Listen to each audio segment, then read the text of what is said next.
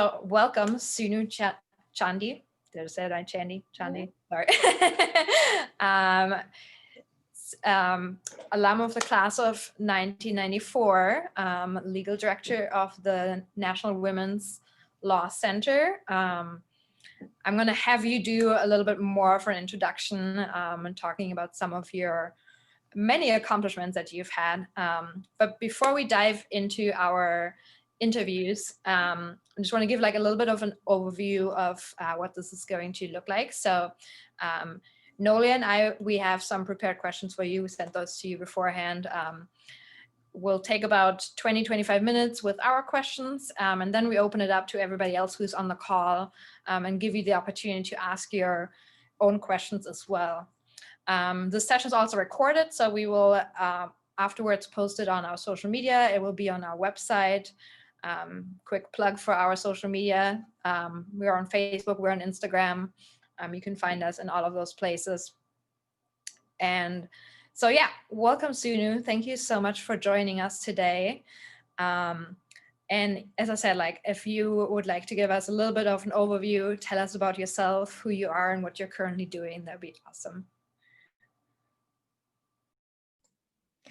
Thank you so much for having me. I think this is a really wonderful idea to connect with alum and to make that opportunity available to students. As many of us, we get a lot of requests for doing this one-on-one, which is tough to do. But when it's a group of folks, it feels a lot more useful, like we can actually have a dialogue with lots of folks. And I recently got a request for a one-on-one, 2 different people in the same week. So I said, let's do it together. So now they've become friends. So I think that kind of community building is also good to help each other along. Sunu Chandy, I graduated in 1994, as we mentioned. I came to Earlham to do peace and global studies and ended up adding women's studies. And those were my majors. And I also was born in Richmond, Indiana, because when my parents came from India, they went to Earlham School of Religion. And so I was there for some of their studies. Then we left, lived in all different places. And I sort of had that nostalgia, I guess, because I was down to Oberlin or Earlham, and picked Earlham because, my parents used to live in Brick City. And so they had that little tie, and there were a couple of people they knew who were still around, like Mary Garman. I think she recently maybe retired, so some people may know her. And there were a few others who my parents knew, so that was sort of neat. But I'm happy to answer specific questions. I'm going to do a plug for the virtual gala of the National Women's Law Center. That's the formal part is starting at 7. And before the end, we'll put the link in where people can RSVP. It's free and it's going to be fun. And you can learn more about the National Women's Law Center, which is where I work now. And I also can put a plug in for Split This Rock, which is a poetry social justice organization. And I used to be on their board. And they're just great place to look for poems about social justice or to connect with others who are into that. So those are the 2 things I'll mention up front. Thank you. So I'm wondering how you made your first career choice and also what the transition from Earlham to outside world was like for you. Okay. So I grew up in Quaker meetings. So as I mentioned, my parents both came from Christian families in Kerala, India. They came to go to divinity school. And so my dad's a Quaker minister. He's worked as a chaplain for many years. And so I grew up with a social justice background and I wanted to be an activist. And so my dad convinced me that law was one good route because they wanted to make sure that I could earn a living and take care of myself. And I think as immigrant families, that's something that's often top of mind in our culture. And so I said, okay, I can get a law degree is one way to be an activist. And that's sort of how it went. And in terms of the Earlham Connection, I mentioned I have a poem that relates to that I'll read in a little bit. One of the wonderful things about Earlham was that it was not career oriented when I went there. So I took so many wonderful classes that were wide ranging. Obviously the humanities program, I don't know how it is now, but it was a very intense experience and sort of helped us to learn how to argue with the text and with the authors and really develop a lot of critical analysis skills that you can use in almost any career. So I don't mean to say that it's not useful. I mean to say it was hard for me to sort of find that targeting and had to do a lot of that on my own. But on the upside, I took feminist spirituality, civil rights classes, all kinds of peace studies and conflict resolution classes, creative writing, intro to women's studies, so many different women's studies classes, and really enjoyed what I learned. Our philosophy class I still think about because that was the first time I read Thich Nhat Hanh, this Buddhist monk's book, and we had to write a paper trying to live by his values for a day and then write a paper about it. I mean, these were experiences that are still impacting me, right? The philosophy class experience and assignment is how I made my best friend, Jeff, because basically he says, live in the moment. And so I was in the habit of going and sort of borrowing CDs from this friend. And then I said, okay, I'm supposed to live in the moment. I have to write a paper about this. And we talked all night and we're still best friends. So I just feel like I learned so much about what's important in life and how to focus on the relationships we build with each other. And I learned so much of that at Earlham. So I think, and I'm so happy to hear that the sort of career stuff is being built up through programs like this and resources like this as well. So what was your first job after college, and what are some takeaways that you took from that for your future career route? Mm-hmm. So I did want to take a year off and spend it in India right after college, but I did apply to and get into law school before that and deferred for a year. I think my parents were sort of nervous about the idea of not continuing on with education, and getting in and deferring, I think, helped ease their mind a little bit that I would still go to law school and have a plan. But I really enjoyed having that time to spend with family in India, to meet with LGBTQ activists in India, and to really sort of think about how my identity has grown from having parents with roots in Kerala, India. And I was inspired to do that actually when I went on the Jerusalem program.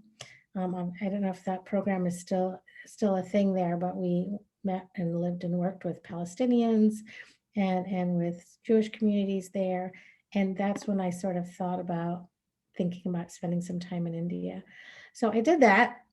And then I went to Northeastern Law School, and I found that law school because I had done a number of internships, and I did use the Career Services Office to find my internships, including ones that related to workplace rights and civil rights. And it was during that internship in DC that I met all of these lawyers who went to Northeastern. I had never heard of this law school, but the focus is really on practical experience and learning how to be a lawyer, and very much a public interest law school. So at Northeastern, at that time, it was 25% public interest, which I didn't think sounded like that many. But then when I heard that other law schools, it's like 2% or 5%. I said, okay, I definitely need to go to Northeastern Law School or CUNY Law School in New York so that I can have that community around me as I learned how to become a lawyer. So went to law school a year later. And then, as I said, there were a lot of work experiences. So I got to do 4 different co-ops or internships. And my last co-op led to my job as a labor lawyer in New York City, representing unions and law firms. And I can keep going, but I don't want to take up all the time. If that was my first job. So my first job was as a labor lawyer in New York City, representing workers and unions.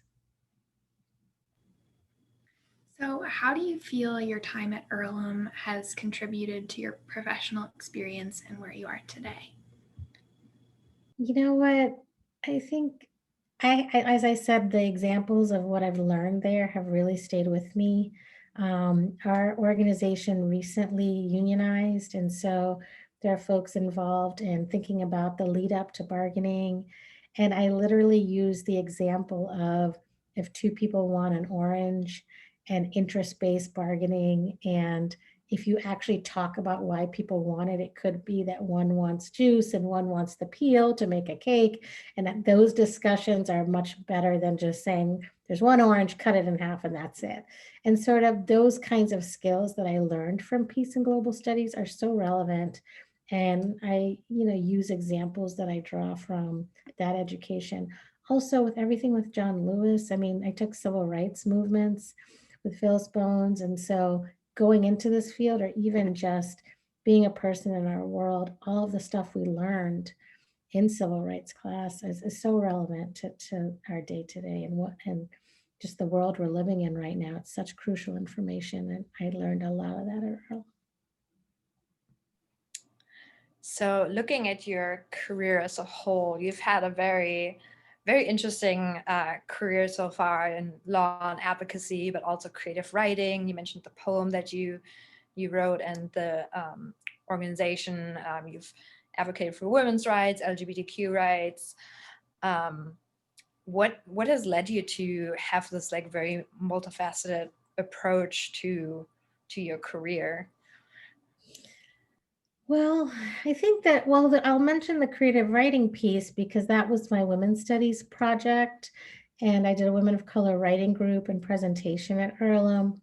And when I was in India, I did a writing group with some of the women at a vocational center in Kerala, India.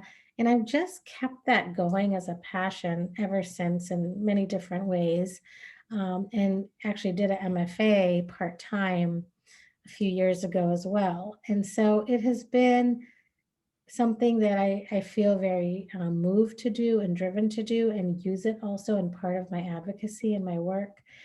And that thread, I think, is often what moves people more than legal arguments. So, the law is one tool for social change. And I appreciate being at an organization right now that thinks about culture change and thinks about, they just did I think a TikTok video about our Title IX hearing that happened today. And we have a comms team that is very committed to getting the message out to people who need to hear it about the legal work that we're doing. So the case that we had today was about the Title IX rules and the changes that this administration has made to make, the processes for survivors difficult and have more barriers. And so my organization and many others brought lawsuits to challenge that. And so today we had a virtual hearing about that case in court. And I really appreciated that we talked about the human beings involved in that, why this rule hurts them, before we talk about the legal issues.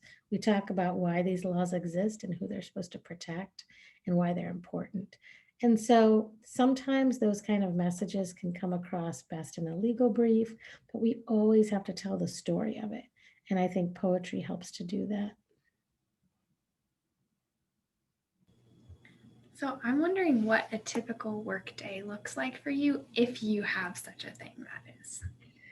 Well, I guess this can sort of open up the different kinds of places where I've worked. So I mentioned first I went to the labor law firm in New York City, and there I would meet with unions or meet with individual workers who had arbitrations to go over, if their firing was just or unjust, or if someone wasn't paid for work that they did.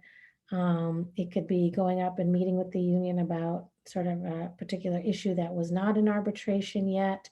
It could be going to the National Labor Relations Board and arguing about who should or shouldn't be allowed to be in a union in any given workplace.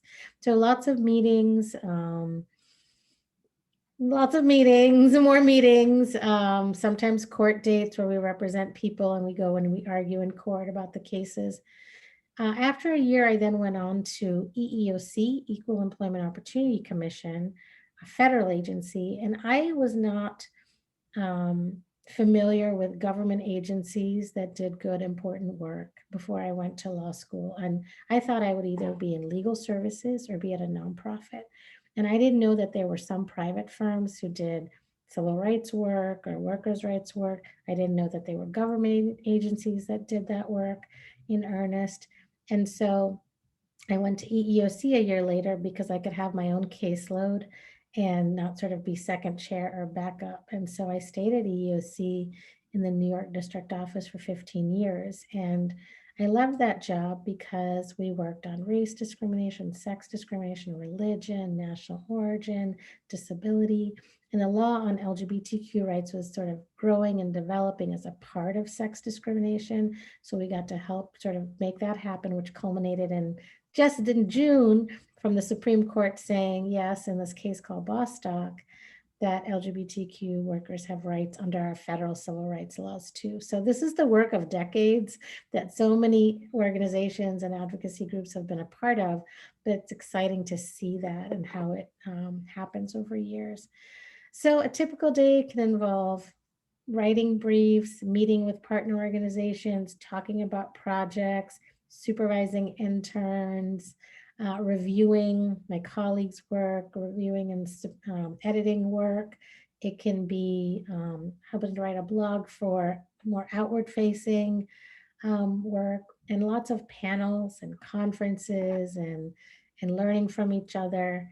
So a lot of it at the desk, but also sometimes there's rallying. When I left the federal government, I guess 3.5 years ago now, I was so excited that I was rallying at the White House for immigration rights and immigrant rights as part of my job. And so I was so excited to do that for reproductive rights, LGBTQ rights, trans rights, disability justice, and sort of being out there and vocal and speaking at those rallies is also as important as the legal briefs. So it's been a nice mix to be in a nonprofit advocacy space because we have more freedom, obviously, than in the government to speak our mind about the issues we care about.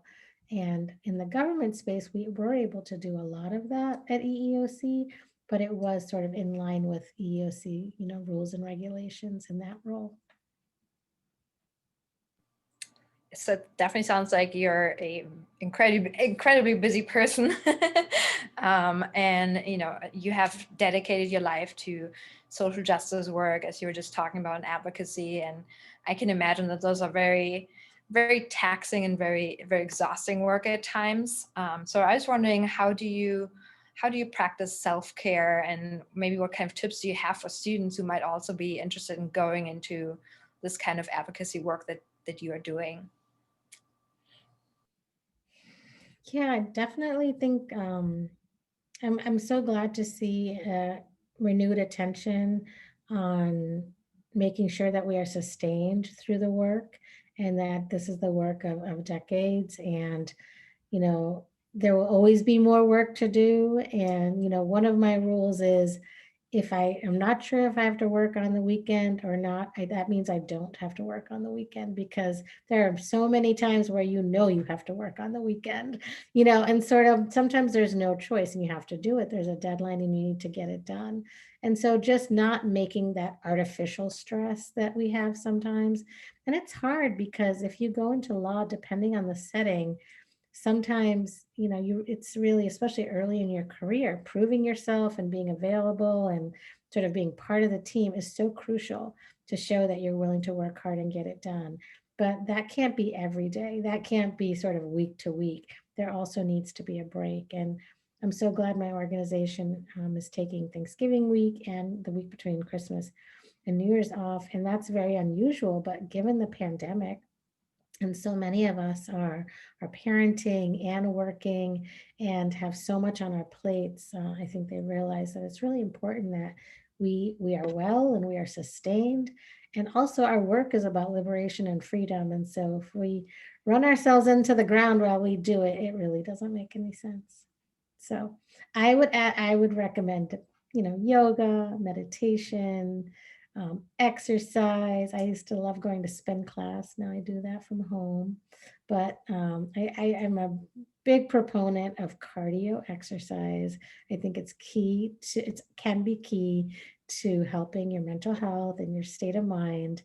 And also chocolate is also important. And, having the things that bring you joy, whether it's, food. I love going to new restaurants. I've missed that so much during this pandemic. And, music and all of the things that bring us light and joy are so important to keep in our lives.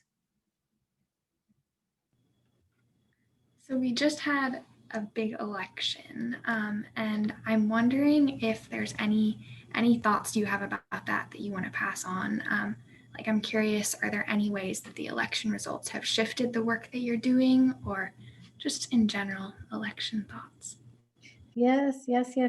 So at the National Women's Law Center, I'm the legal director. So most of my work is litigation focused, but many of my colleagues, most of them are working on policy, some state policy, but a lot of federal policy. And so that will be greatly impacted. So what we do is, we meet with agency leaders, we go to, whether it's Department of Justice, Equal Employment, Department of Labor, and we go and we give our ideas about what kinds of rules and regulations would be helpful. And if there's a more friendly administration, that job becomes much more exciting and fun. We do that job no matter who is in office, and obviously we're a nonpartisan organization, but we're able to really dream and think about more progressive policies when there's a more friendly administration to workers and students and on healthcare and all of our issues that we care about. So I would say our federal advocacy work is different, and also our litigation is different. Much of our litigation over the past 3 years has been suing the federal government, and that's been quite fun. And most of it has been about procedures.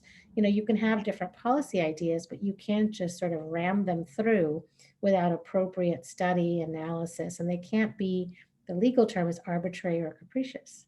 You have to have a rationale. You have to have some reasoning when you change standards, whether it's about sexual assault in the workplace, in schools, whether it's about who counts as an employer, or how immigration should work. Any of these things, they have to have a reasonable basis to back them up when you change the rules.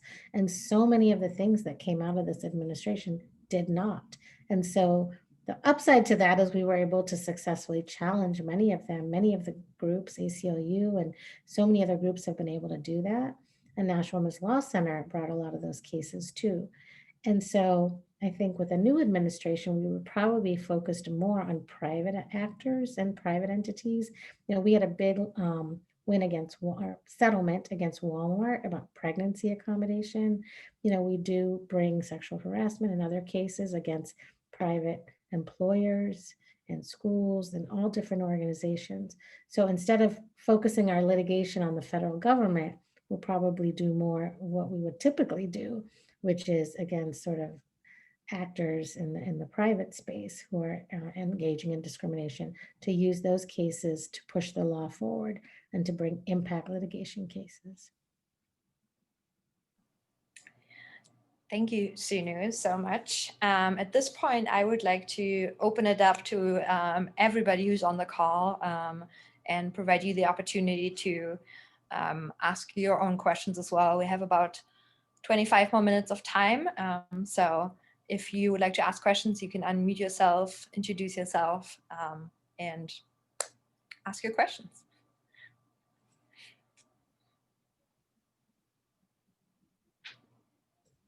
I can also share the poem if you'd like, if there's no. Yes, that would be fantastic. Okay, so this one is, I think this might be the only poem that refers to sort of walking across the lawn of the college. So that's why it came to mind. So the title is, and I don't know that I've ever shared this poem, so I'm excited to do that. The title is The Successful Candidate Should Hail from a Well-Regarded Law School. Job posting, March 2013. And this is a little quote in the beginning. There are two schools of thought. You should go where you feel the most comfortable, or you should go to a school that will open the most doors. This is from a 1992 letter that I received from Patricia Williams, who's a woman of color author. She had a book out right around that time, and I wrote her a handwritten letter, and she wrote me back. And I was basically saying, where should I go to law school? What should I do? Should I go to law school? Okay, here's a poem. The day before the LSAT in 1993, I walked across the college lawn, my only witness, the scent of freshly cut grass. The library opened at 8, and for 1 month, every morning in the 2 hours before class, I studied for this test that was key to my future. Classmates complained to my face, "You know you'll get into law school because you're a person of color." No relatives in this field, I knew nothing of preparatory classes. No counselor informed me of practice exams or asked to review my essay. I used one study book purchased at a bookstore over the summer. Every morning before classes, I sat in the library overlooking the snow-covered trees, trying my hand at impossible logic puzzles and math games, these building blocks of making arguments, improving my time slowly. The next morning, the minivan to transport us 2 hours away to the closest test in Bloomington, Indiana, was late. Our tickets read in bold print, "No one will be admitted after 8:30 a.m." And at 8:30 a.m., we sat completely still at a red light on the outskirts of Bloomington. Upon arrival, the registration desk was left empty, and on the 3rd floor of the campus building, we saw a friendly proctor who had dipped into the hallway searching for his missing 5. Before beginning his exam, and the 5 of us, breathless, entered the room, wrote our names in little circles, and began. In 1996, California voters passed Prop 209, a ban on affirmative action. My score reflected the less than ideal circumstances of my testing. I forgot to complete the easy puzzles first and then go back to the difficult. It was the last test of the season. I ended up where I belonged, at an ideal public interest law school, one my mother cannot find at the top of the school ranking charts, no matter how hard she looks or how many times she asks me. When I visited Harvard Law and sat on the bench outside the classroom, another prospective student inquired, "So when's your essay due to your law school advisor's office?" But I knew of no such person. The only person who reviewed my essay was my father. As for me, my prayers went up, relying on luck, and I began to be well practiced at that 8:30 red light, my chance at quote unquote well regarded, simply passing before my eyes. So that's a top poem from a long time ago, but I want to read this shorter one that's from like last month. Before I read it, I heard, but I haven't read, that there's a good decision on affirmative action that came out today, I think in Boston. So this is like definitely a moving target. This poem is called Symmetry. As my daughter took her day 2 5th grade beginning of year standardized assessments on the other side of my bedroom wall during month 6 of the COVID-19 quarantine, on this side, I listened on my computer to my former boss's boss's boss tell the First Circuit Appellate Court that the US federal government simply changed its mind. And now it no longer believes in affirmative action. And so he says, if colleges look at the whole candidate, including race, they are now engaging in illegal race-based discrimination. In response, I reread my older poem on affirmative action and wonder if that's the one I should share at an upcoming conference. That poem was inspired by this line from a job advertisement: "The candidate should hail from a well-regarded law school." As for the 5th grade parents, we were given careful instructions to encourage, but not to help our children with their standardized tests. The school provided a handout entitled "Supportive Phrases to Use with Students." In the 2-page document regarding testing during the quarantine, it said versions of "do not help your student" 4 different times. It then gave sample language to use instead of helping your student. For math, they suggested saying, "Try working it out on paper." For reading, they suggested we say, try going back to the text. They suggested we say, it's okay if you don't know the answer. They suggested we say, make a guess and move on to the next one. After the student completed the assessment, they suggested we say, I'm really proud of you. You did a great job taking your time, showing your work, persisting through challenging questions. On the other side of this wall, I remind my daughter only to take breaks, to drink water, to eat her fruits. After 2 days of tests with so many unknowable answers, the only question she had for me was, what's symmetry? Thank you. Thank you for sharing those. Anybody have questions for Sunu? Don't be shy. I'm happy to answer questions. Oh, Stephanie Crumley Effinger, I know you. Hi, Stephanie. So good to see you. Hi, Sunu. Was I wrong? I thought this started at 6 o'clock. You know what? We had a whole thing where my work is having an event this evening. We're having our virtual gala. And so they had to change. So this event was changed to 5:30, but it was recorded and there's still another half an hour to go. Okay, thanks. Good, you're very good. And I'm gonna put in the link to join my work event. It's a free virtual gala to learn about the National Women's Law Center. So that could be fun too. Great to see you. Yeah, we were sort of at the question and answer stage, but people were being shy so far, so. I Hi, know. Sunu. I actually have a question. This is Yay. Jeffrey.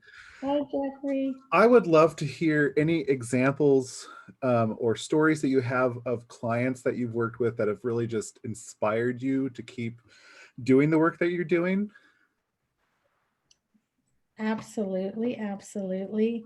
And just bear with me because, I mean, there's so many examples I can give. I have a poem about one of them, which is how I will actually answer.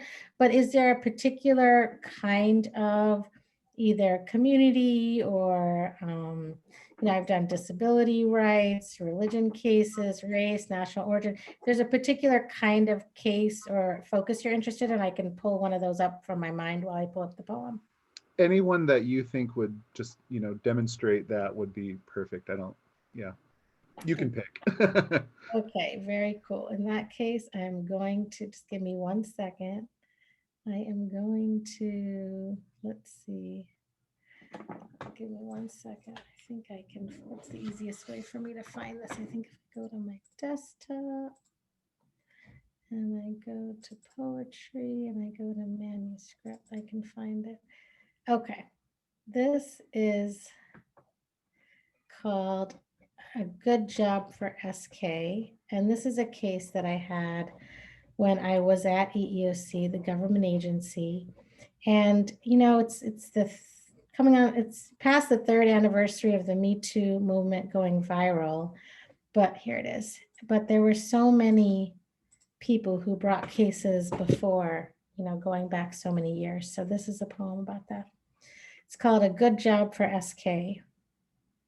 My father gave me some good advice, she said, as we were chatting during our break from where she sat preparing her to take the witness stand.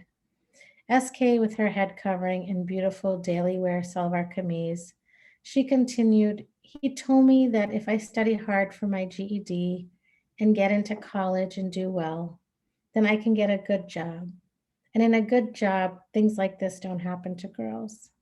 Then I can get a job where men don't grab girls and try to kiss them in the basement of 99-cent stores. Upon hearing this, my eyes felt sad and my mind was unsure whether or not to break this girl's delusion, whether or not to tell her that men try to grab and kiss women in all kinds of quote unquote good jobs. Women in million-dollar jobs speak to me about presidents of companies grabbing them and worse. I was unsure whether to explain that men in corporate positions think they're even more powerful than men who are supervisors of 6 little stores. How to explain to her the complexities of human resources, policies, and the legal ramifications of not having any. Maybe in corporate jobs, they have pieces of paper explaining sexual harassment, but women still come here and talk about men grabbing them and kissing them, no matter how much money they make in their good jobs. I told her simply, yes, in some offices it's better than in other offices, and in some offices it's better than in little stores, and you should study hard for your GED and go to college and get a good job. We continued to prepare her testimony, how many times her manager said, I love you, how many times he said, you have to go out with me or I'll fire you. She remembers that she told him, you know, we're both Muslims. You know, this is wrong in our culture. Please stop it. You know, this is wrong. We went over her testimony about how many times he touched her shoulders, he grabbed her hands, he grabbed her waist, and how many times he tried to kiss her. We continued to prepare her testimony, and I did not tell her, I am so sorry that your lovely, supportive father is wrong. He is wrong because studying hard will not make the difference. Going to college will not save you. A good job cannot protect you from these kinds of evil men, who are usually protected by the dead silence in our communities, but not this time. By the time this is over, these stores will get their pieces of paper about sexual harassment after paying a significant monetary settlement to you. And Uncle Manager Man will get some training and some counseling. And we will carry forward a small hope that this will be his last victim, so that in any job, good or bad, more of us are safe. That was also from a long time ago. It's one of our cases from EEOC. As I mentioned, we work on so many different issues when I was at that agency. And another case that I want to highlight was a disability rights case where it was a young woman who had intellectual disabilities, and she had a job coach assigned to her from the state. And it's public. That was a case that was covered in the Times and was eventually resolved against Home Depot. And the way that their schedule worked is that it changed week to week. And so you would get the phone call at home saying, come Tuesday, don't come Thursday, and so on and so forth. And given her disabilities, she got really confused about her schedule and missed shifts and was fired.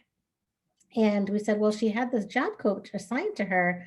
You could have easily worked with this person as a reasonable accommodation under the ADA. And so that was one of the first cases under the Americans with Disabilities Act that focused on job coaches and working with job coaches as a reasonable accommodation. And Home Depot didn't have to pay a cent. The job coach was provided by the state, and also it's a large employer. So, you know, even if they had to, that probably could have been a reasonable accommodation, because the law on disability rights is just that you cannot be an undue burden to make a reasonable accommodation. So it really does just depend on the size of the employer and what the employer is able to do. But sort of the idea there is that people with disabilities belong in the workplace and can do the work with accommodations often, and that's required by federal law. So I'll mention that. I can mention the case against the Plaza Hotel that followed 9/11, where I think it was about 12 waiters, South Asians, Arab, Muslim men, were called, you know, horrible names following 9/11. Many of them worked in the restaurant, and so if they worked a late night shift and had to work an early morning shift, they were allowed to stay in the open rooms. And so what happened is, instead of writing their names on those cards, they wrote like Taliban, Osama, bin Laden, and gave it to them. And the first time they were so scared about it that they just sort of tore them up, but it happened again. And so they were angry. They went to a lawyer, they came to EEOC, and I litigated that case. And after that, you know, all of the hotels that Fairmont Company had, in addition to the Plaza Hotel, did training, and they got a financial settlement for that. So that was sort of what was so incredible about working at EEOC, is that we were able to bring cases across all of these areas. Race, sex, disability, age, religion, and so it made for a really interesting job. And I see more people are joining now, and I'm so sorry. This is completely my fault that the time was changed, because because my employer, the National Women's Law Center, is having its virtual gala tonight. And so they have a pre-session at 6:30. And so I'm happy to take questions for the next 15 minutes and use the time in whatever way is helpful. And I'm going to put the link to sign up for that event in the chat also. I'm going to look for that.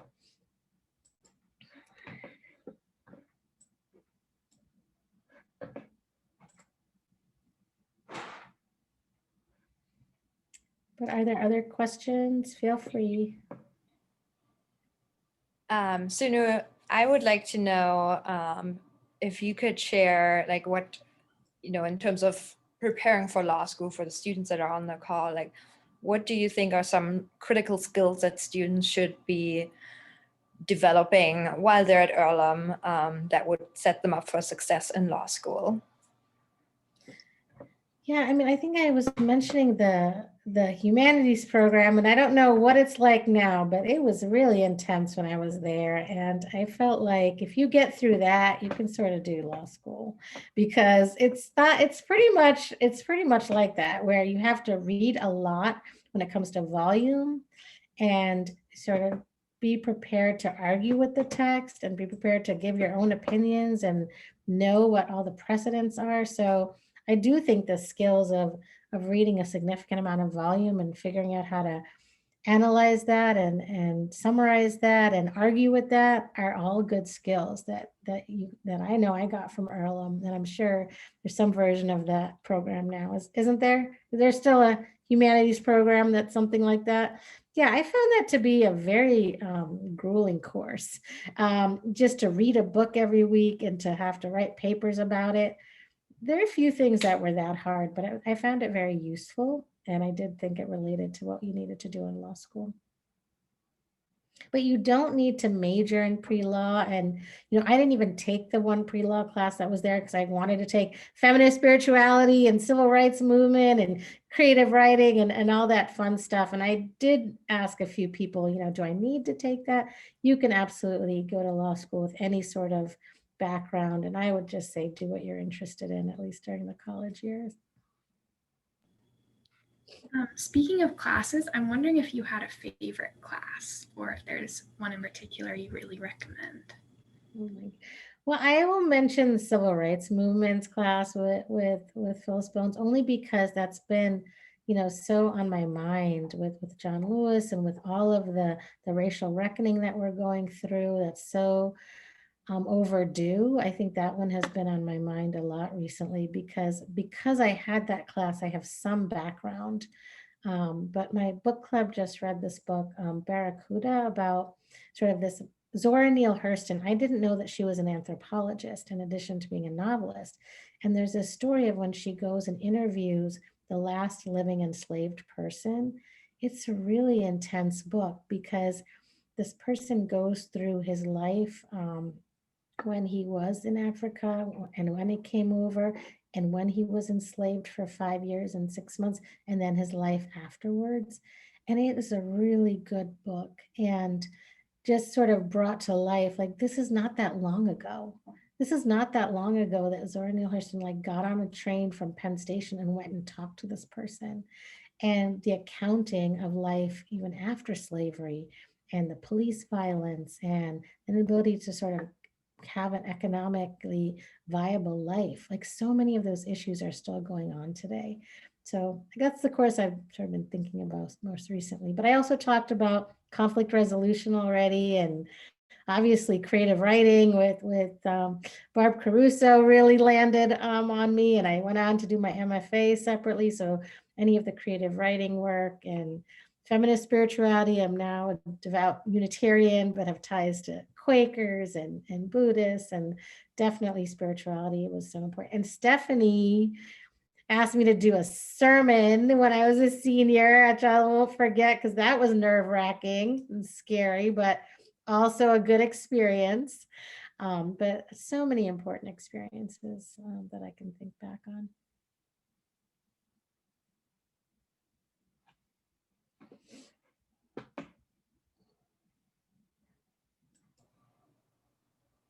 This is a good practice of Quaker silence, waiting for people to come up with some questions for you. That's great. So Sunu, I wonder what kinds of thoughts you have about the whole business of being a whole human being who also is called to this very intense kind of work, as a partner, as a parent. You mentioned your Unitarian involvement. Yeah, if you could just say a little bit about the sort of work-life combination and how that is for you, and any things that you might want to particularly encourage people, a number of years younger than you in college, as they begin to think toward the what comes next in life in whole and full ways. Yeah. That is a good question. And it's so hard. I mean, on one hand, I'm so glad to have paid work tied to my passions, because that is very much not something that everyone has. On the other hand, it's so hard to know where the boundaries are, because if I'm doing something, it's like I would be doing this anyway because I believe in this so much. And then it's hard to also do the postcards for get out the vote, and also do the committee and do the this. So on one hand, it's a joy. On another hand, it's been practice to say no. I'm only on one board of directors at a time. Like, I've had to come up with these rules for myself, especially now being a parent, and being a parent in the pandemic with a child who's doing school from home. It's been really important to have boundaries also. And as we were saying earlier about self-care, like if we want to be in this for the long haul, we have to care about the relationships we're building, and not just how fast we're moving and getting to the next point. We have to care for ourselves and our wholeness and our wellness. The other thing that sort of ties into your question, Stephanie, is, sometimes people assume if you're an expert, you're not an impacted person. And breaking down that barrier, I think, has been really important in my work. And we had a meeting today with one of the EEOC commissioners, and right now it's still majority of the folks in the last administration. And EEOC was an agency that was really pushing LGBTQ rights. And now they're saying, we're going to come up with this religion guidance. And, sometimes people don't have to agree. And, so almost sort of implying that, well, we're just going to balance, quote unquote, religious rights and LGBT rights and say their intention. And, I said on that call, like, as a queer woman of color, like, I'm concerned with where this is going.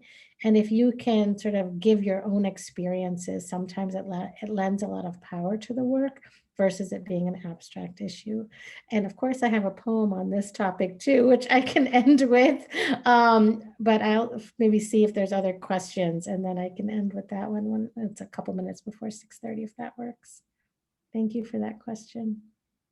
And I love your butterflies. Is that, because they look all textured, is that like a background or a painting, or what's going on there?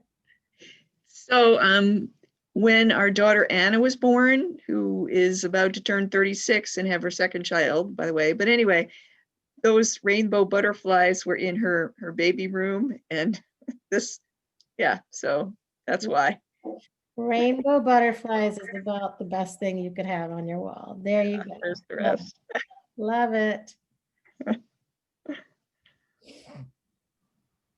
think we have some students who are asking questions. Great. Hi, I'm Lindsay. I'm a senior. This is my friend Mairead. And we're both PAGS majors, actually, so yay PAGS. So I've kind of been tossing around the idea of going to law school like for a little bit, but definitely not like going to law school like right now. And I kind of feel like I'm just like careening like into the post-grad job market, like just like a fireball into like disaster zone a little bit, kind of just like, I don't really know how to get the kind of job that would help me figure out more about what it would be like to work as a lawyer, or what like what necessarily is my niche kind of in that area of like thinking through what are different ways to do kind of advocacy and rights-based work, and like, do I want to go to law school or not? So anyways, my question is like, you know the legal field really well. You're like this brilliant, well-connected, super awesome legal career person. Like, yeah, like what kinds of like opportunities and jobs are there for people who kind of want to see what it's like and look around the legal field, but don't really have a law degree and kind of just have an Earlham PAGS degree and not really a lot of relevant experience? Yeah. Yeah, no, I can answer that. Let me ask you first, is there a particular area, subject matter or issue area or focus that you have, just so that I can target it a little more, or I can answer generally? Not super reconciled. I guess I'm pretty interested in like law, how law is used in conflict resolution and in like dispute resolution processes, and like just thinking about the ways that that works. But that's kind of also general. So I don't know. No, I mean, there are lawyers and others who work in mediation. And there are a lot of lawyers who go on to be mediators. And whether it's in the labor law context with workers' rights or in many other settings, there's a need for that. And often when a case is filed, some jurisdictions say you have to go through a mandatory mediation process first to sort of resolve what can be resolved. And some agencies, I was at the DC Office of Human Rights as general counsel, they said anyone who filed a charge there had to go through a mediation process before the case was even investigated. So many of the cases were resolved that way. So there is a lot of need for that kind of role within the law that's separate from taking a case to court and litigating. And I see a little note from Wendy, who can also talk about law things. So I think there's a lot of space in the law for mediation and mediators. So that would be one avenue to explore. And I imagine they would have internships for non-lawyers or just for people who have good work skills that are separate from law. And my organization, National Women's Law Center, also does hire people in a range of positions. There's communications jobs, there's development jobs, there's support staff, administrative jobs. And there are many college grads who come and do those kinds of roles to consider, is law right for them? And many of our administrative staff have gone on to law school and sort of have this insight into cases and the issues we work on. So there's a lot of good opportunities there in legal organizations. I would say the same about ACLU, or lots of different organizations have jobs that are not lawyer jobs that I think, I wish I did something like that, before law school. I did as an intern and got some good exposure. That's where I met all those Northeastern lawyers, right? I was just a college student, but I was doing a photo and quote project about people who experienced pay discrimination, right? And literally I was calling people on the phone, interviewing them, mailing them in an envelope with a stamp, a copy of their quote, and asking, and then like begging them to mail us in an envelope with a stamp, a photograph, so that we could make this photo and quote project in 1992 or 1993. But it was the same work that we're doing now, which is humanizing the issue of pay discrimination, which continues, right? Like women still don't make $1 to the dollar, and women of color definitely don't. So now what that work looks like is the last administration requested that employers provide pay data information as a check and do their own internal analyses. And then this administration came and said, no, that's too hard for employers to do. It's too burdensome for them to tell us what they're paying people. And so National Women's Law Center brought a lawsuit saying, that's ridiculous. You studied this issue for years, and then you just came and said, never mind, that's arbitrary and capricious. It's against the law. And we won. And they had to make employers provide pay data for a 2-year period. And so now we are hopeful with the new administration that they'll keep those sorts of things going, because that provides a check on employers to do their own auditing about who they're paying what and how does it work. And is it just tied to some guy coming in and negotiating something, or someone coming and saying, this is what I used to get paid, and perpetuating that discrimination? Or is it really based on the job and the skills and what's needed? And so one of the things we're pushing for is for jobs to have a pay band in their job description, so that anyone coming in knows this is what it is. And so I have a litigation fellow who's starting on Monday, and she didn't need to worry about negotiating. I didn't need to worry about negotiating. The salary was right there in the description, and everyone who starts as a legal fellow gets that salary.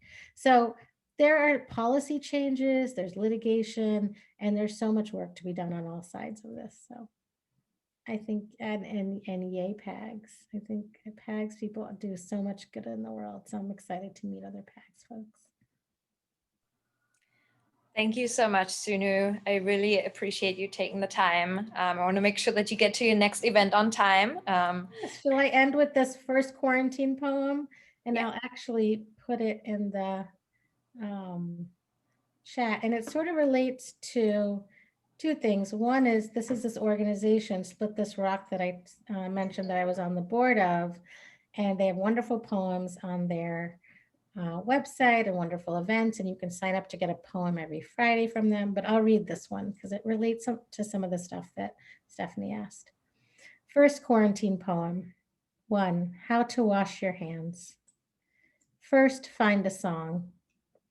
Then double check how many seconds to scrub.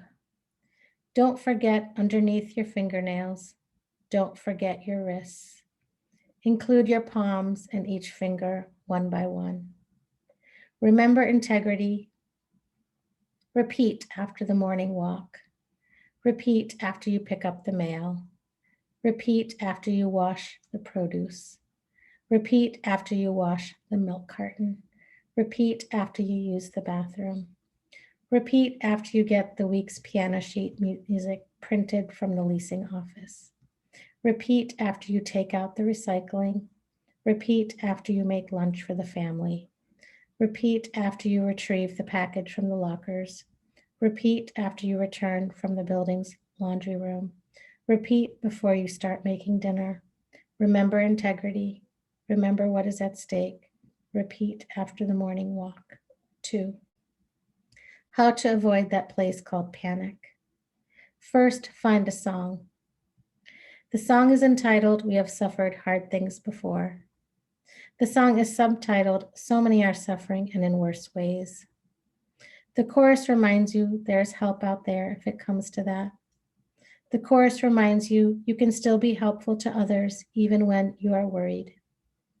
Remember integrity. Repeat after the morning walk. Repeat before you start the day's work. Repeat after you teach your daughter the idea of decimals. Repeat after your spouse's salary is cut to a fraction.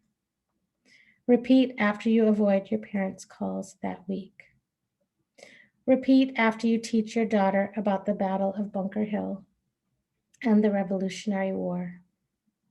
Repeat after you learn that your friend may be laid off.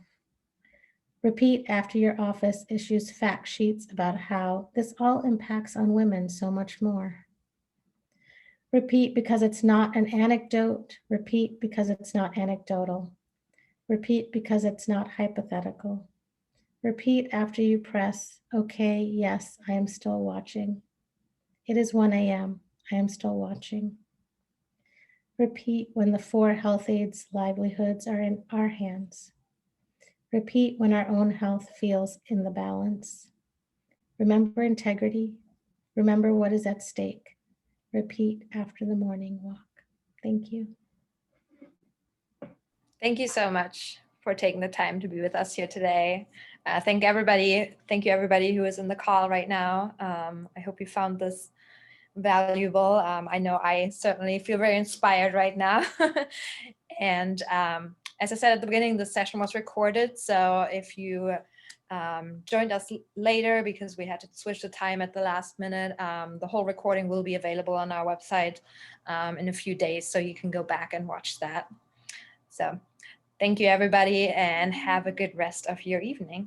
Thank you so much for your flexibility. And if you see the link about the gala, know if the people who came late have it, but maybe I can paste at the end so that so if you sign up here, it's a free virtual gala and you can learn more about my organization. So feel free to join us, and thank you again for inviting me.